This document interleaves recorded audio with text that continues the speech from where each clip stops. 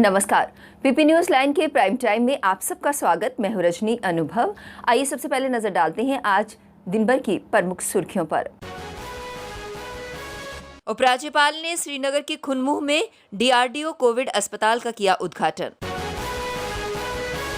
जम्मू कश्मीर में रोजगार के मकसद जुटाने के मकसद से सरकार ने पीएआरसी के साथ एक समझौते पर किए हस्ताक्षर।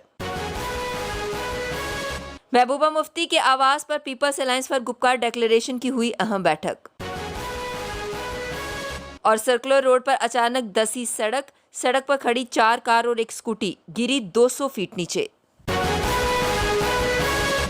अब समाचार विस्तार से।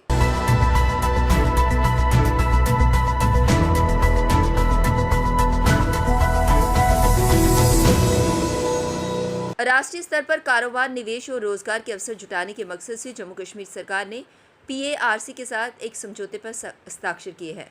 समझौते का पहला चरण राजौरी, पुंछ और बनिहाल में पैदा होने वाले बाजरा और दलहन पर केंद्रित है।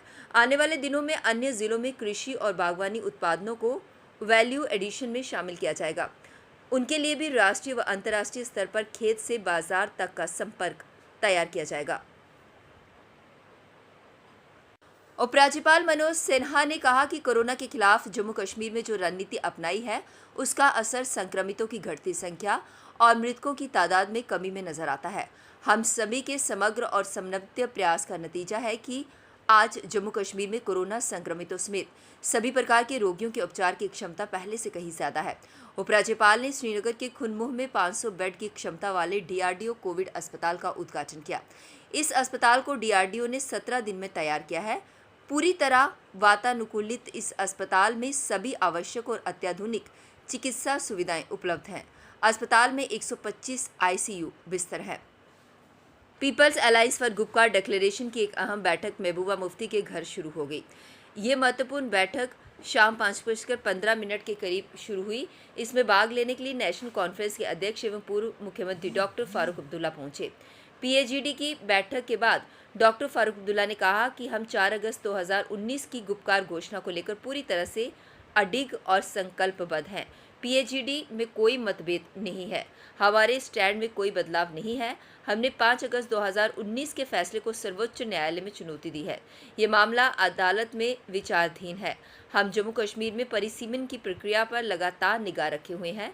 यहाँ आम लोगों पर पुलिस की प्रताड़ना लगातार बढ़ रही है। जम्मू कश्मीर में कोरोना संक्रमण की तस्वीर लगातार बदल रही है। एक महीने में संक्रमण दर 10 से कम होकर मात्र 2.5% के आसपास रह गया है। जम्मू और श्रीनगर के सभी प्रमुख अस्पतालों में बेड लगातार खाली हो रहे हैं। हालांकि गंभीर रूप से बीमार मरीज अभी भी अस्पतालों में पहुंच रहे हैं। फिर भी मरीजों की कम हो रही संख्या के कारण डॉक्टरों, पैरामेडिकल स्टाफ राहत महसूस कर रहा है। आलम यह है कि कई कर्मचारियों को कोविड ड्यूटी से वापस बुलाया जा रहा है। नेशनल हेल्थ मिशन के आंकड़ों के अनुसार जम्मू कश्मीर की कुल संक्रमण दर 3.33% है। एक महीना पहले 6 मई को 24 घंटों में जम्मू कश्मीर की संक्रमण दर 10 के आसपास थी। आज एक महीने बाद मंगलवार को संक्रमण दर 2.43 ही रह गई है। जम्मू कश्मीर सरकार और पीएआरसी यानी पॉलिसी एडवोकेसी रिसर्च सेंटर के बीच एमओयू पर हस्ताक्षर किए जाने के अवसर पर उपराज्यपाल मनोज सिन्हा ने कहा कि हमारा प्रयास रहेगा कि बॉम्बे स्टॉक एक्सचेंज में सूचीबद्ध कंपनियों को चिन्हित कर उन्हें जम्मू कश्मीर में निवेश के लिए प्रोत्साहित किया जाए। ये निवेश तक सीमित नहीं होगा। हम स्थानीय उद्यमियों की क्षमता विकास के लिए भी कंपनियों के साथ सहयोग व साझेदारी करेंगे। Jammu power distribution corporation limited ने जम्मू के उपभोक्ताओं से शाम 7 बजे से रात 11 बजे तक बिजली उपकरणों का कम से कम इस्तेमाल करने की अपील करते हुए कहा कि इस समय के दौरान बिजली ढांचे पर लोड काफ़ी बढ़ जाता है, लिहाजा जनता भी सहयोग करे। Jammu power distribution corporation limited ने कहा कि इस समय अवधि के दौरान एयर कंडीशनर्स का इस्तेमाल ना करें और जिन बिजली उपकरणों की ज़रूरत ना हो उन्हें बंद रखें। कॉरपोरेशन ने इस अवधि के दौरान लाइटों को भी कम से कम ऑन करने की अपील की है। कॉरपोरेशन ने कहा कि इससे उपभोक्ता अपने बिल भी कम पर कर पाएंगे और बिजली ढांचे पर भी लोड कम होगा। सर्कुलर रोड पर उस समय अफरा तफरी का माहौल बन गया जब शाम को करीब 6 बजे अचानक सड़क का एक किनारा धंस गया। इससे वहां खड़ी 4 कार और एक स्कूटी पहाड़ी के नीचे नाले में जा गिरी। सर्कुलर रोड पर बाबा लालजी चौक के नजदीक अचानक सड़क धंस गई। इससे वहां खड़े वाहनों के साथ पहाड़ का मलबा करीब 200 फुट नीचे जा गिरा। तेज आवाज होने से लोगों को लगा जैसे कोई बम फट गया हो। आनन फानन में लोग वहां पहुंचे तो देखा कि सड़क धंसने से कई वाहन नीचे गिरे हैं। पुलिस ने लोगों को घटनास्थल से पीछे हटाया क्योंकि सड़क का और हिस्सा धंसने की आशंका थी। स्कूल शिक्षा विभाग ने एक अहम फैसला लेते हुए विभिन्न हायर सेकेंडरी स्कूल के प्रिंसिपलों को मुख्य शिक्षा अधिकारियों के पद पर कामकाज करने की जिम्मेदारी सौंपी है। विभाग के प्रशासनिक सचिव वीके सिंह की तरफ से जारी आदेश के तहत ये नियुक्तियां पूरी तरह से अस्थायी होंगी। Girls higher secondary school Akhnoor के प्रिंसिपल सूरज सिंह राठौर को जम्मू के मुख्य शिक्षा अधिकारी का कामकाज देखने की जिम्मेदारी सौंपी गई है। Girls higher secondary school Nandpur Samba के प्रिंसिपल प्रकाश लाल थापा को कठुआ का मुख्य शिक्षा अधिकारी नियुक्त किया गया है। Higher secondary school Hatli Kathua के ओंकार चंद शर्मा को सांबे का मुख्य शिक्षा अधिकारी नियुक्त किया गया है। अब वक्त तो चला एक ब्रेक का, मिलते हैं ब्रेक के बाद। मजबूती की पहचान ACC cement, messrs Bishandas Jaswal and sons, authorised stockist, ACC cement, 45 transport Nagar, Jammu. Break के बाद बढ़ते हैं अगली बड़ी खबर की तरफ। तनवीर हुसैन की अध्यक्षता में Jammu Kashmir casual labour United front द्वारा प्रेस कॉन्फ्रेंस की गई। उनका कहना था कि पिछले 9 सालों से काम कर रहे कुछ कर्मचारियों को डिपार्टमेंट द्वारा रखा गया है और कुछ को बाहर कर दिया गया है, जो कि सरासर गलत है। इसके अलावा उन्होंने कुछ और मांगे भी रखी और कहा कि यदि उनकी मांगे पूरी नहीं होती तो वे कोर्ट का दरवाजा खटखटाने के लिए मजबूर हो जाएंगे। सरकार डिपार्टमेंट अगर इस चीज़ को गंभीरता से नहीं लेता है तो अगर हमें कोर्ट में जाना पड़ेगा। हम जो एडवोकेट्स हैं उनसे भी डिस्कस इसके ऊपर करेंगे, वहाँ भी जाएंगे। और साथ ही साथ मैं एक दूसरी बात और जोड़ना चाहूँगा, जो बाकी हमारे कैजुअल लेबर्स हैं वो भी काफ़ी सफ़र कर रहे हैं, काफ़ी टाइम से सैलरी नहीं है, कोविड-19 चलते हुए, तो हर जगह पे जो है ये परेशानी हर डिपार्टमेंट में हुई है।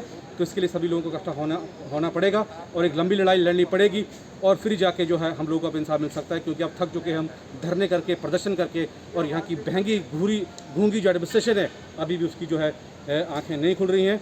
उसकी नींद खोलने के लिए हमारे एक संभव प्रयास करें। ऑल लद्दाख एसोसिएशन जम्मू द्वारा एग्जाम को पोस्टपोन किए जाने के मुद्दे को लेकर प्रदर्शन किया गया। उनका कहना था कि बिना नोटिफिकेशन के एग्जाम को पोस्टपोन किया गया है, जिससे उन्हें काफी दिक्कतों का सामना करना पड़ रहा है। स्टूडेंट है और हमारे एग्जाम में पास होंगे, ऐसा नहीं करना चाहिए। तभी क्या एग्जाम अभी होना चाहिए। हमारी डिमांड है जल्द से जल्द हमारे एग्जाम केस भी ज़्यादा निकाल रखे हैं रैंक और रूम का भी प्रॉब्लम हो रहा है सर। हमें ऐसा नहीं कि बहुत दूर से यहाँ तक आ गए सर, तो ऐसा नहीं करना चाहिए सर। या तो पहले कहना चाहिए कि डेट ऐसे पहला डेट निकालते फिर उसको पोस्टपोन करते, ऐसा नहीं करना चाहिए। कुछ दिनों से जम्मू में गर्मी कहर बरपा रही है। गर्मी से राहत पाने के लिए लोग ठंडे पेयजल का इस्तेमाल तो कर ही रहे हैं, साथ ही गर्मी को दूर करने के लिए पानी में नहाकर इस चिलचिलाती गर्मी से राहत पाने की कोशिश कर रहे हैं।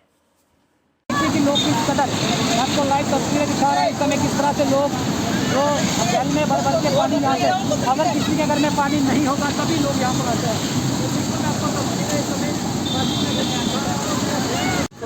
सोनू क्या कहेंगे कि इस पानी का कितना फायदा आप लोगों को? पानी का हमको बहुत फायदा है। ये पानी ना होना तो हमको ऐसी मर जाए। कल रात भी बत्ती नहीं आई, बत्ती की यहाँ पे बहुत दिक्कत है, बत्ती की बहुत दिक्कत है। ये पानी ना हो हम यहाँ पे मर जाएंगे, यहाँ से पीने का पानी भर जाए। आपके घरों में पानी नहीं आता? नहीं आता। पीपी न्यूज लाइन के प्राइम टाइम के आज के इस अंक में बस इतना ही। मुझे और मेरी पूरी टीम को दीजिए इजाजत और आप देखते रहिए पीपी न्यूज लाइन। नमस्कार। जम्मू में आई टेस्टिंग की साइंटिफिक और मॉडर्न टेक्नोलॉजी के लिए हमेशा याद रखें जेम ऑप्टिशियंस, जहां पर रखा जाता है आपकी हर जरूरत का ख्याल। Gem opticians with the facility of eye exercise, a scan, biometry, pachymetry और ऑटोमेटेड फील्ड एनालाइजर। और हाँ, हमारे यहाँ बढ़िया क्वालिटी के ब्रांडेड स्पेक्टिकल्स, सनग्लासेस और कॉन्टेक्ट लेंसेज मिलते हैं। आपका भरोसेमंद एक ही नाम, Gem opticians, Gandhinagar. Gem opticians, Nai Basti. Gem opticians, Amphalla. Gem opticians, Trikuta नगर।